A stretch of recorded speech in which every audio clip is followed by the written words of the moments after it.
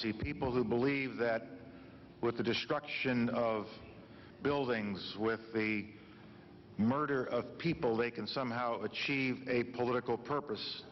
They can destroy buildings, they can kill people, and we will be saddened by this tragedy, but they will never be allowed to kill the spirit of democracy. They cannot destroy our society. They cannot destroy our belief in the democratic way. In a brief break in the day, firefighters could embrace each other, but it will be many hours before their work is done, and many years before the full story of what this day means is told. David Loyne, BBC News. Catastrophe then for 4 civilian aircraft on the eastern seaboard of America. Fergus Walsh talks us through the sequence of events so far known. It began in Boston when 2 passenger aircraft were hijacked by terrorists. These were United Flight 175 and American Airlines Flight 11, both bound for Los Angeles. They were forced to fly to the World Trade Center in New York. A third plane was hijacked at Washington Dulles Airport. That was American Airlines Flight 77, again bound for Los Angeles. It was flown to the Pentagon in Washington. A fourth aircraft, United Airlines Flight 93, from Newark to San Francisco, crashed southeast of Pittsburgh.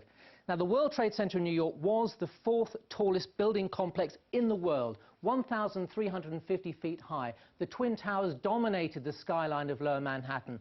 The first impact was just before 9 a.m. New York time, 2 p.m. here.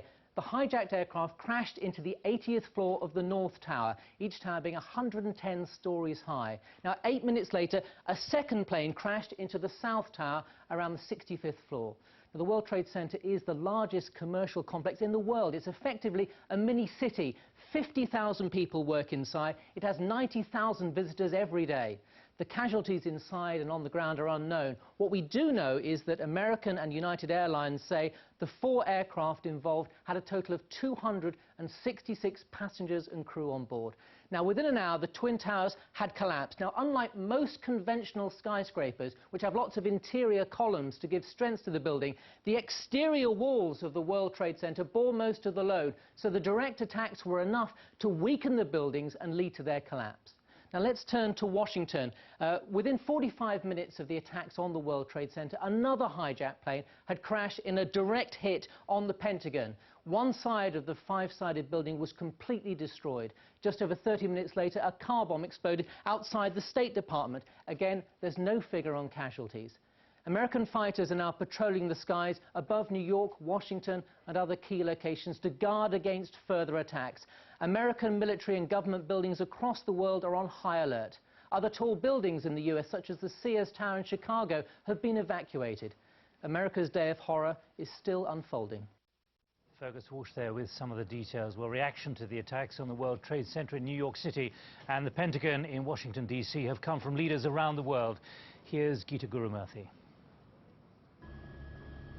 Soon after the first explosions in New York, President Bush spoke of his shock and horror at the unfolding tragedy. Today we've had a national tragedy.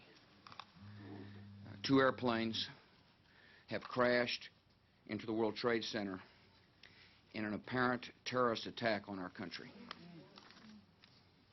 I have spoken to the Vice President, to the Governor of New York, to the Director of the FBI, and I've ordered that the full resources of the federal government go to help the victims and their families and to conduct a full-scale investigation to hunt down and to find those folks who committed this act. Terrorism against our nation will not stand. Worldwide, there was a sense of growing disbelief as thoughts turned to who was to blame. A Palestinian group, the Democratic Front for the Liberation of Palestine, denied initial reports that it was responsible. We deny our responsibility, but we call upon the American administration to review their attitude and their policy towards the Palestinian question, because this policy arouses the anger and the hatred of our people and of all Arab and Islamic peoples. But some in the Middle East were celebrating in the streets, here at Damascus Gate in Jerusalem. But the Palestinian leader Yasser Arafat expressed his sympathies. First of all, I am offering my condolences, the condolences of the Palestinian people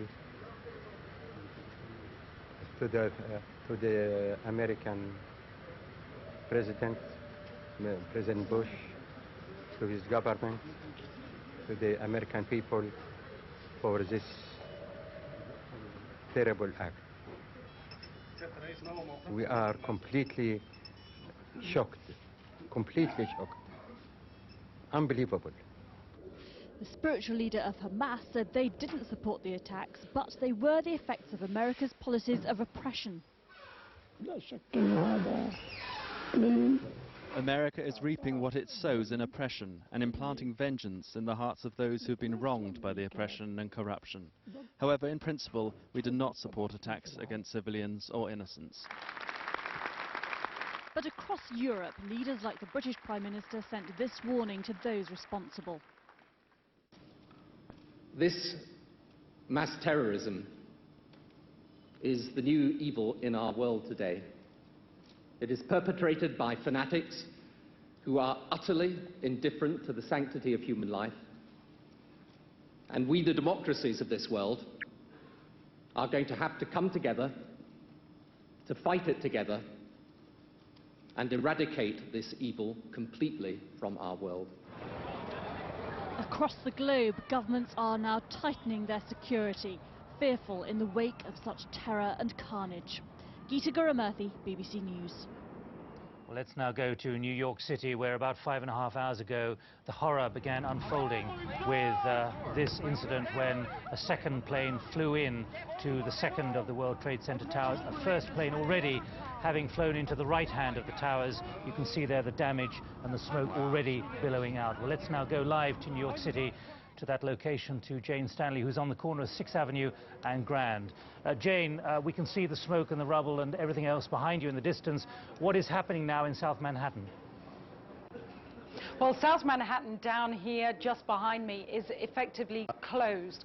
Mayor Rudolph Giuliani made that announcement. He said that the downtown area of the city was closed, was to be evacuated. And to be honest, people were very, very willing to get out of it. I saw, as I was coming down here, people just walking, the pavements full, just trying to get as far away as possible. Though, of course, at some point later in the day, they're going to have to try to get home for the evening, and that's going to be incredibly difficult because this whole downtown area is the hub of many subway lines going into Brooklyn, into Queens.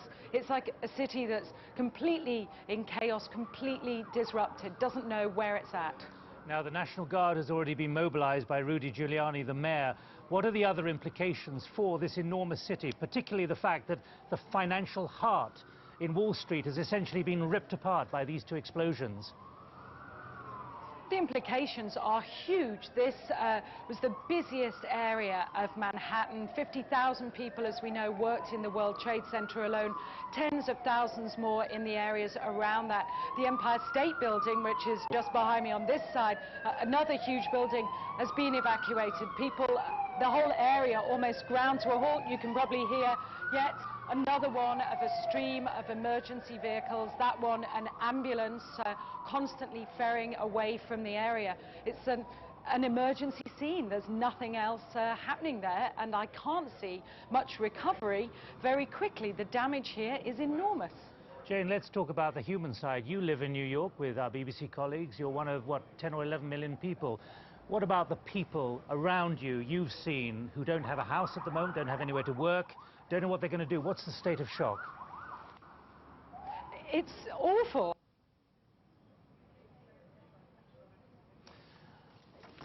Well, that's symptomatic of the communications difficulties we have with New York City, because many of the communication systems are actually connected via scanners and transmitters and receivers up on the top of the World Trade Center, including all the mobile phone systems.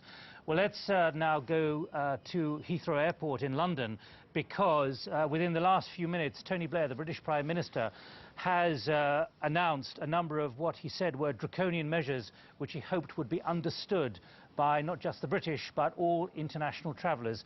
Robert, you're at Heathrow. Planes are moving around, but there is now almost a blanket being put on movements of planes. Sorry, Nick, you timed that just as a plane took off. Try that one again.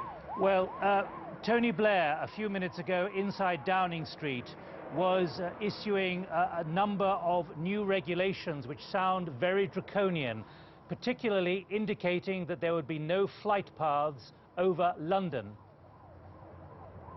Absolutely, and it's interesting that at this particular airport the prevailing wind is from the southwest, so an aircraft obviously take off and land into the wind, so a lot of the flights into here, this very, very busy airport, do take place across central London. A lot of the international viewers watching this will perhaps on a clear day have had that flight right in along the line of the River Thames.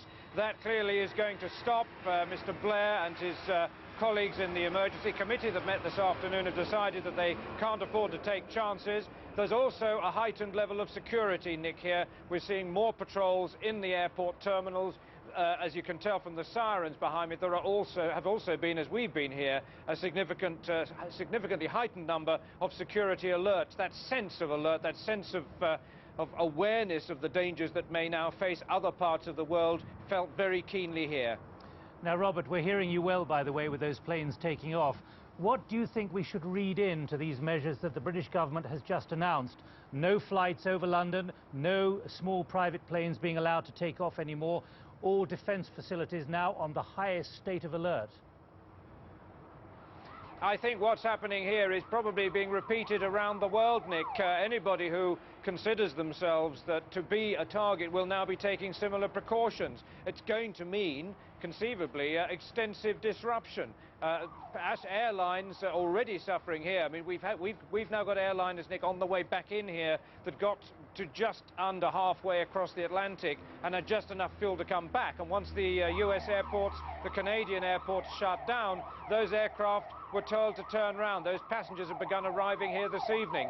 Other aircraft that had just gone across the halfway line were allowed to touch down at the nearest airport on the other side of the Atlantic. Considerable disruption. That's just the UK-based airports. You can be sure that that sort of disruption is spreading around the world. All those flights destined for the United States and to Canada, at least as long as those airports are closed, will face that disruption. And even if they reopen the airports, aircraft and crews and resources will be in the wrong place. But frankly, I think the atmosphere here, it's fair to say, is that given the scale of the calamity, the scale of the tragedy in the United States, people in the UK airports are willing to put up with that disruption for the time being. Robert Hall, thanks for joining us live from Heathrow. An indication there of what is now facing every air traveller, certainly in the Western world, after what has happened on the eastern seaboard of the United States. Indicative there of the speed at which other governments have been reacting, and I can read right across the board, reaction across the European Union well beyond. In other words, every single country now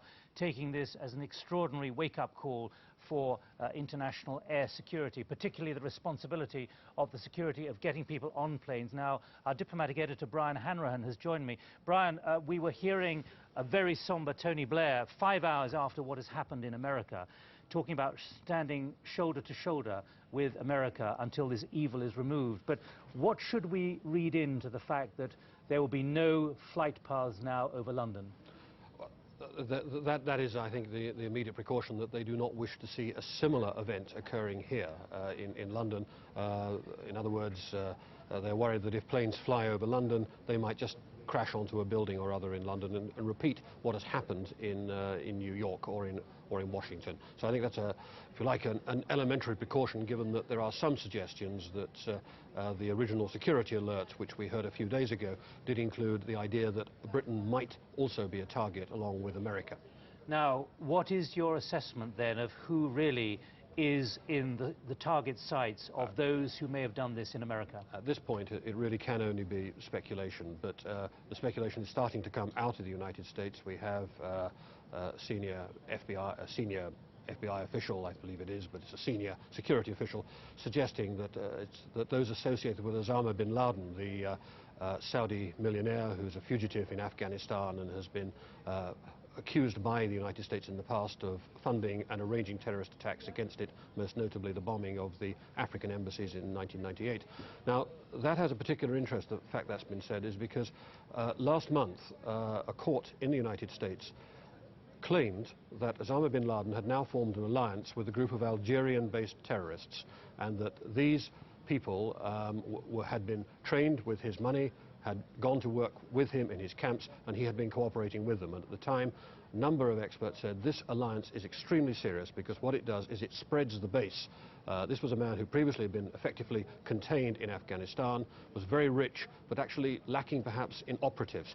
Now, by forming alliance with the groups of other people, and they've suggested that they would include Tunisians, Libyans and Moroccans, who have all been into the camps that he runs in Afghanistan, that by giving them help and helping them to carry out attacks against their targets, he is in a position to call them back and say, now we need your help. I need your help in order to launch my attack against the United States. And that would perhaps account for the extraordinary sophistication and wide-ranging ability which is involved in this attack here. What we've got is suicide airline pilots, people who can fly planes and are willing to kill themselves in order to serve the cause. That's not the normal pattern of suicide bombers. So these are people who are entirely different from those we've dealt with in the past. Is there a danger, Brian, of rushing to judgment and rushing to conclusions, given what happened with Timothy McVeigh in Oklahoma City? Yes. Everyone said the Middle East there. They did. That's the obvious danger, and I think there'll be a certain caution about it. But if you recall what happened after there are court indictments against Osama bin Laden on the question of the Nairobi bombing. America will say that it does have the judicial position to move in and look for him and possibly attack him. Certainly we know that they launched cruise missile attacks against him in the past, and I suspect that if they believe that he is involved in this, then they'll be prepared to do at least that much again. And diplomatically, is there a real fear that it's not just America that's actually a target at the moment? Well, I think diplomatically there is a fear that other people associated with America could be in the frame, and if they could be targeted, would be. I suspect that practically it would be, if there are resources to attack, they would be used against the United States, and that what we might see is a backlash or copycat attacks. I think the major fear around the world will be either there is a second wave, or much more likely there will be people who say, if one person can do it, why don't we all have a go? And that's the danger. Brian Hanrahan, our diplomatic editor, thanks for joining us. Well, let's now build on what Brian was saying there about the FBI and international partners already trying to work out who could be capable of planning attacks on this scale. Here's our diplomatic correspondent, James Robbins. In the Arab quarter of Jerusalem, they're celebrating the massacre and mayhem in the United States. What's a disaster to much of the world is seen as a triumph by some. It's evidence of how much hatred has already been refueled by this disaster. Now American intelligence, which missed stopping the attacks, will desperately be searching for the culprits. And to find who's behind it, they'll first ask, how was it done? I think it's almost impossible to believe that a hijacker could convince an American domestic airline pilot to commit suicide by flying into the World Trade Center. I have absolutely no doubt at all they had trained pilots. We know in the past that they've had pilots who have been perfectly capable of flying aircraft, and this can only be the only, I think, answer to this. American pilots would not do this, but Arab fundamentalists may well be prepared to. Number one suspect has got to be this man, Osama bin Laden, the richest and possibly the most ruthless terrorist in the world. Bin Laden has declared the destruction of the United States his top priority. He heads and pays for an extraordinary international network of Islamic militants. Whatever the response, Osama bin Laden is already accused by the United States of bombing 2 of its embassies in Africa in 1998. 224 people were killed, including 12 Americans. It's only 3 months now since 4 Islamic extremists were convicted of those bombings by a court sitting in New York. Osama bin Laden was named by American federal prosecutors as the mastermind of these killings and a string of other attacks. Bin Laden is also suspected of involvement in this previous attack on today's major target, the World Trade Center. This bombing in 1993 killed 6 people and blew a 60-foot hole through 4 basement levels of the building. And this evening, many Palestinian and other Islamic militant organizations are distancing themselves from today's attacks. Perhaps they're fearful of American retaliation. A leading Middle East analyst in Britain hopes the blame won't fall on the entire Arab world. It will stigmatize many innocent people, law-abiding people who have settled in the West. But what can states do? You've got to be practical. Before today, the worst terrorist attack inside the United States was the Oklahoma bombing of 1995. And it was an American, Timothy McVeigh, who was convicted and executed for that mass killing. But tonight, nobody seriously believes Americans have been killing their own. And the mastermind for these latest attacks is being sought outside America's borders. James Robbins, BBC News. So what of President George Bush's determination now? He was in Florida when the first incidents began. He then flew to Louisiana at an Air Force base. He promised to hunt down and punish those responsible for the attacks. Freedom itself was attacked this morning by a faceless coward. And freedom will be defended. I want to reassure the American people that the full resources of the federal government are working to assist local authorities to save lives and to help the victims of these attacks. Make no mistake, the United States will hunt down and punish those responsible for these cowardly acts. I've been in regular contact with the Vice President, Secretary of Defense, the National Security Team, and my cabinet. We have taken all appropriate security precautions to protect the American people. Our military at home and around the world is on high alert status, and we have taken the necessary security precautions to continue the functions of your government. We have been in touch with the leaders of Congress and with world leaders to assure them that we will do whatever is necessary to protect America and Americans. I ask the American people to join me in saying a thanks for all the folks who have been fighting hard to rescue our fellow citizens, and to join me in saying a prayer for the victims and their families. The resolve of our great nation is being tested, but make no mistake, we will show the world that we will pass this test. God bless. Well, what are the options now for the United States? George Joffe, Middle East expert, has joined me. George, you heard the President say there, make no mistake, the US will hunt down and punish those responsible. When you look at what has happened, a handful of people on 4 planes, who are they going to look for? Well, that's a very interesting question, because there may only have been a handful of people, but they were on 4 planes, and that required 4 pilots. It required backup crews, all prepared to sacrifice themselves for the sake of hitting these targets. Now, the real question, it seems to me, is whether or not the groups that are the obvious targets, particularly bin Laden, have the skills necessary and could have got through American airport security to get on the planes themselves. My fear is that the Americans will take the shortcut to assuming that it is bin Laden, and they will therefore try to attack bases connected with him or even he himself. Now, they've done this before, after the 2 attacks on the embassies in Nairobi and Dar es Salaam 3 years ago, and they had a very high-profile attack in Khartoum with cruise missiles. Did they hit the right targets? They certainly didn't. They then hit a chemical factory that they claimed was involved, and they destroyed it. The owner demonstrated that he was not connected to bin Laden and actually sued the United States for compensation, which he in fact obtained. They also attacked camps inside Afghanistan, but they certainly didn't hit bin Laden. So the Americans have now admitted, or conceded essentially, that they hit the wrong target, because they claim that bin Laden had been using that factory and they found traces in the drainage ducts. I'm afraid they didn't concede that. The case is not yet decided. They are still denying that in fact it was the wrong target. So there are certainly going to be great problems over the United States admitting that it should have made a mistake of this kind. Now, we had the USS Cole last year. Are there fingerprints? Are there email traces? Are there electronic traces? Are there paper traces? Is there a trail of any kind which does inevitably lead to one person? No, there aren't. And one of the problems is a question of coordination between the security services of different states.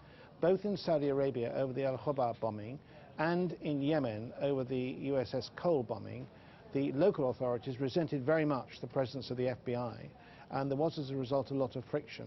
So the evidence was never fully exchanged. And in fact, in the case of Saudi Arabia, the Saudi Arabia government rejected the American claims of an Iranian involvement, and in the case of Yemen, the Yemeni authorities found their own criminals, who they then tried themselves. So we don't know whether in those previous cases there were proper electronic traces. You seem to be suggesting that you have fears that America will respond in a very decisive way without necessarily the evidence to back up the reason for hitting the targets they're likely to hit. I fear that could be the case. It's tended to be the case in the past. Now, on this occasion, there are already hints from the United States that American officials are saying that there are indications that bin Laden was involved, and we know from a London source that Arab sources believe that bin Laden was planning a spectacular attack on the United States. But that's very flimsy evidence on which to move forward. But I have to say, sitting there was Stephen Simon 3 hours ago, who used to be in the counter-terrorism department at the White House, and he was saying they did foil a mass attack on 12 jumbo jets over the Pacific, which they traced back to bin Laden. Well, I'm sure they foiled such an attack. We don't know the details of the way in which the tracings were carried out. And one needs to be very careful over these things. There have been a series of arrests, for example, in Europe, and extradition proceedings back to the United States, some of which have not succeeded because the evidence was too flimsy. And then we have the classic example of the Lockerbie case, where American evidence there was shown to be completely wanting, with the result that one of the defendants was actually found not guilty. Do you feel uneasy, even talking like this 5.5 hours, 6 hours after the event, given what happened in Oklahoma City with Timothy McVeigh? Everyone immediately looked to the Middle East. Yes, I do feel very uncomfortable. And I have to say that although there appear to be strong pressures indicating the Middle East, I still don't feel convinced. One of the reasons is that this attack originated on American territory. It required people to penetrate American security in a country that is acutely sensitive about the Middle East. And it required also enormous coordination. I find that really very difficult to understand. We now have new images from downtown New York City, looking almost as if a typhoon or hurricane has hit the place, and one can only imagine the most appalling kind of wind and horror. I mean, it looks like a nuclear attack. But let's remember that, was it 5 years ago, that there was a similar attack on the World Trade Center, and the trail has already led to courtrooms, which has led to bin Laden, hasn't it? Oh yes, there was a similar attack. Whether it led to bin Laden or not is not quite certain. It's a little more complicated, I think. The fact was then, though, that the attack was much less sophisticated. It consisted of using chemical fertilizers as a means of making the explosives in a van that was parked in a car park. Now, that had a devastating effect, but it was nowhere near as complex as the attacks today. But what about the fact that in a lower Manhattan courtroom, there you had several people who were incriminated for the Nairobi and Dar es Salaam bombings, not all of them, but some of them, and in the end, bin Laden kept being mentioned, and here you have New York City being targeted. Yes.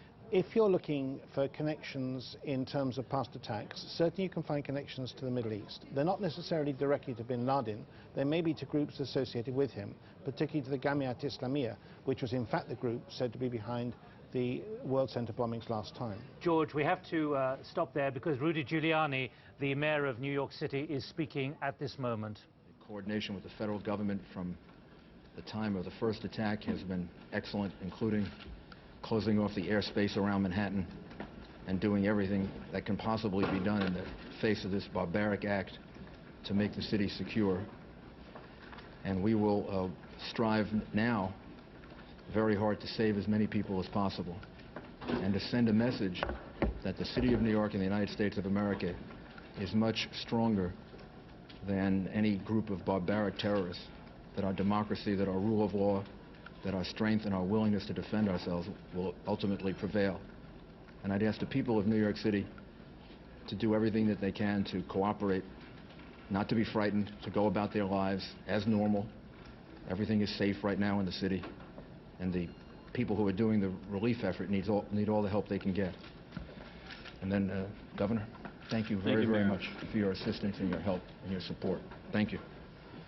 Thank you, Mayor, for your leadership through this crisis. This is a vicious attack upon New York. It's an attack upon America. It's an attack upon the whole concept of freedom and our way of life. And we cannot let these attacks succeed. The first step has to be to make sure we do everything in our power to protect the people and to save the lives of those whose lives are still at risk and to help those who have been injured.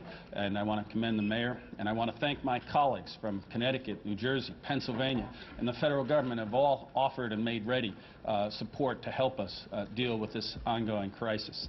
The people of New York are not only the freest and most diverse people in the world, we're also, I believe, the most capable of rising to meet the challenges of this type of attack. And right now we want New Yorkers to remain calm, to go about their business, to appreciate the fact that everything to provide for their safety is being done, to appreciate that everything that can be done to provide for the health and the needs of the people who are still at risk is being done, and that we will continue to work to make sure that we get through this as strongly and quickly as possible. I want to thank the federal administration. Secretary Thompson has been on the phone with me a number of times, as well as the President, for what they are offering and prepared to do. And we're just confident that, while this is a horrible attack and one that is despicable and really unthinkable in its magnitude, we will get through this, and we will continue to have a great and free country, state, and society. Do we know the number of casualties at this point, sir? I don't think we really want to speculate about that.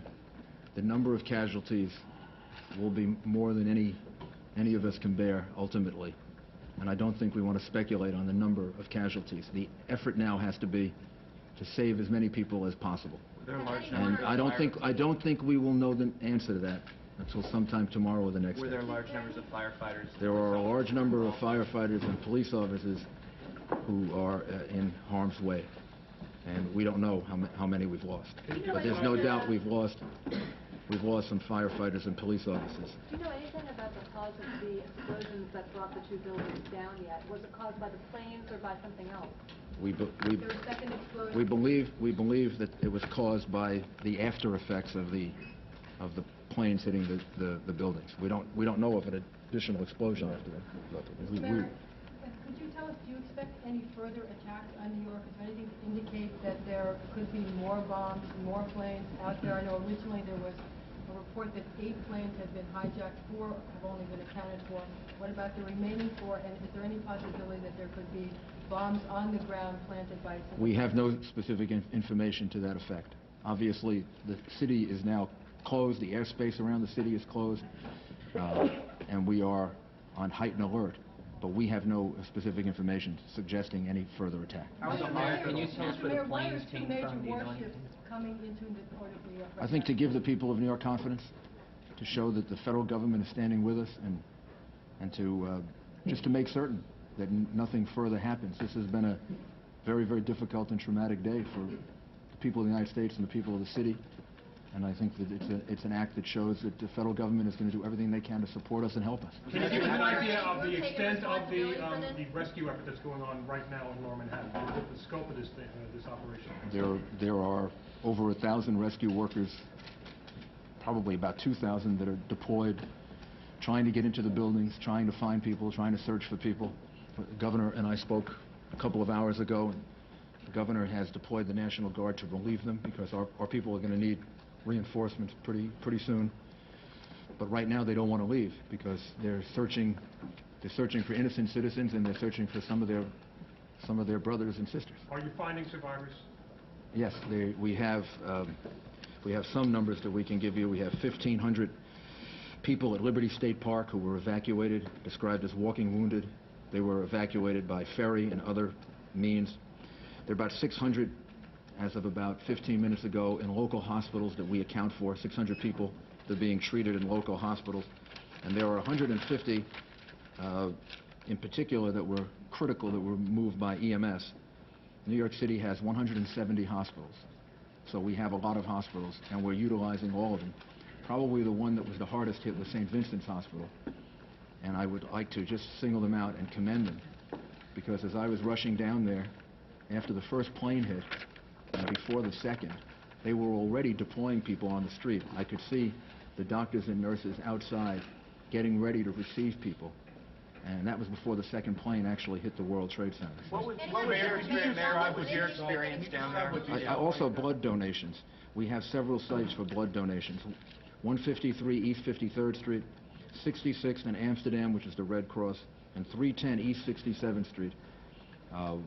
If people want to do something and they can donate blood, that's going to help not just today, but tomorrow and the next day.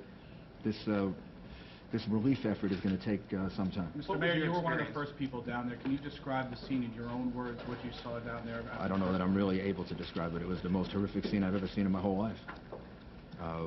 We saw the World Trade Center in flames, a big gaping hole all the way on the top of it. We could see people jumping from the top of the building.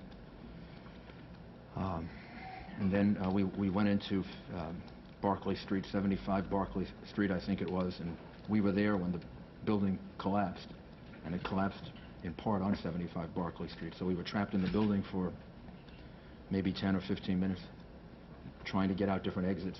And we finally went through a basement and came out 100 Park Place. Did you ever fear for your own safety, sir? Sure, yeah. What went through your mind? I don't think anything went through my mind other than making sure that we all remained calm and found an exit and just tried to figure out the most intelligent thing to do. Probably the same thing that went through the minds of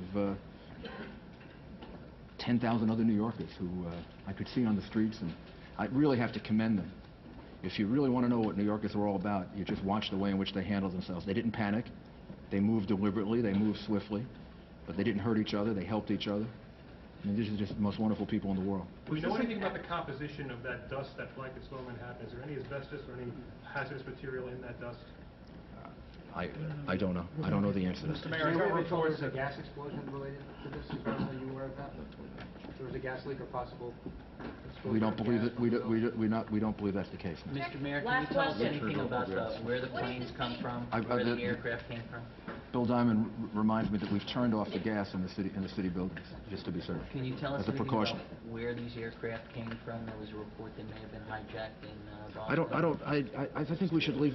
I think we should leave that up to the federal government to yes, we do have some information, but I think we should leave that up to the federal government to release that information. Our focus is on the relief efforts. And Governor, do you think there should be any retaliation on the part of the United States for what happened here in this country, both in New York, Washington, and other places? First step right now, Marcia, is to make sure we do everything to help those people who need our support, and whether they're injured or still trapped in buildings.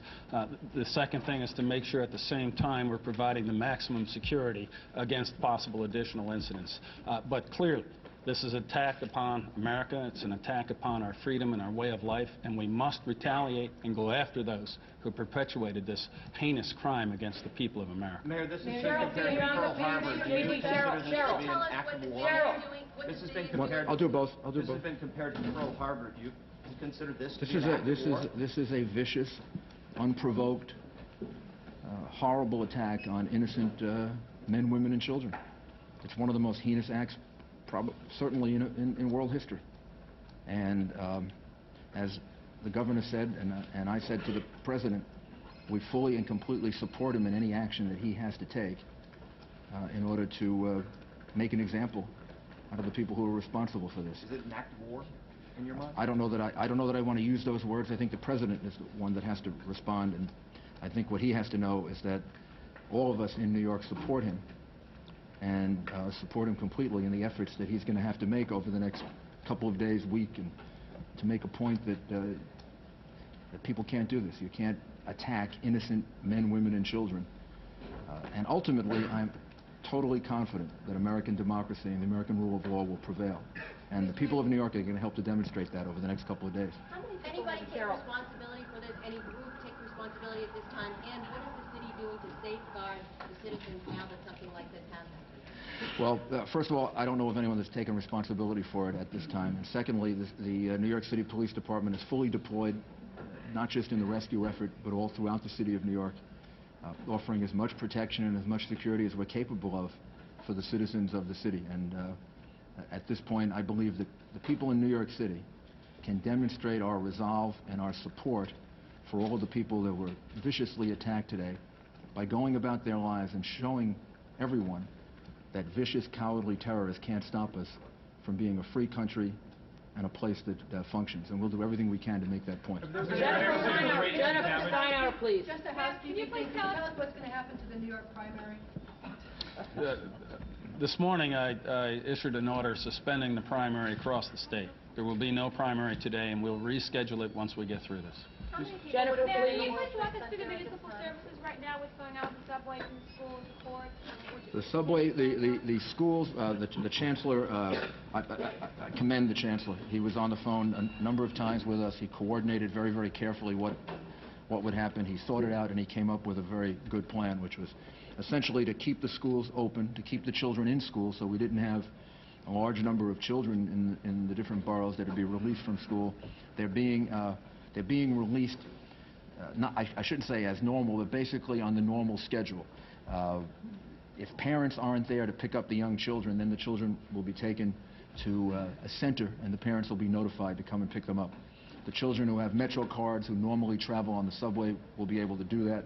The subways are functioning in 4 of the 5 boroughs, and can we get an update, Joe, on how the subway is doing in Manhattan? All the lettered lines are working.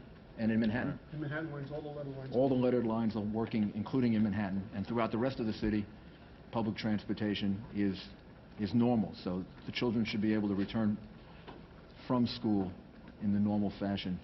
And if any children don't have parents to pick That's them up... Rudy Giuliani, the mayor of New York City, speaking live with George Pataki, who's the governor of New York State. Hearing the very human response in New York City, the real challenge now for the many millions of people who are living in New York City and right up into New York State